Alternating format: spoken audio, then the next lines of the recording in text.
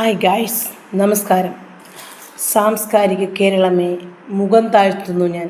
സ്ത്രീ അമ്മയാണ്, ദേവിയാണ് എന്നുള്ള എല്ലാ തത്വങ്ങളും കാറ്റിൽ പറത്തിക്കൊണ്ട് സ്വന്തം ഉദരത്തിൽ 10 മാസം ചുമന്ന് പ്രസവിച്ച തൻ്റെ 1.5 വയസ്സുകാരനെ കടലിലെറിഞ്ഞ് ഇവളാണ് ശരണ്യ.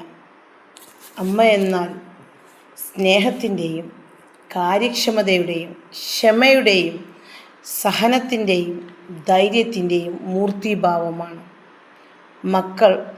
മക്കൾക്ക് വേണ്ടി അമ്മയുടെ ജീവിതമാണ് സമർപ്പിക്കുന്നത്. മക്കൾ അമ്മയുടെ ജീവനാണ്. സദാസമയവും അമ്മ അവർക്ക് വേണ്ടി കർമ്മനിരതയാണ്. സ്വന്തം ജീവിതത്തിൻ്റെ സുഖത്തിന് കുഞ്ഞ് തടസ്സമായപ്പോൾ ഇവൾ ആ കുരുന്നിന് സമ്മാനിച്ചത് മരിക്കുന്നത് വരെ എറിഞ്ഞുള്ള മരണമാണ്. എങ്കിൽ ഇവൾക്ക് ലഭിച്ചതോ ജീവപര്യന്തം. ഇത് ന്യായമാണോ? എന്ത് ന്യായീകരണമാണ് നിങ്ങൾക്ക് പറയാനുള്ളത്? ഇതെന്ത് കേരളം എങ്ങോട്ടാണ് ഈ പോക്ക് എന്ന് നന്നാവും. നിങ്ങൾക്കും പ്രതികരിക്കാം.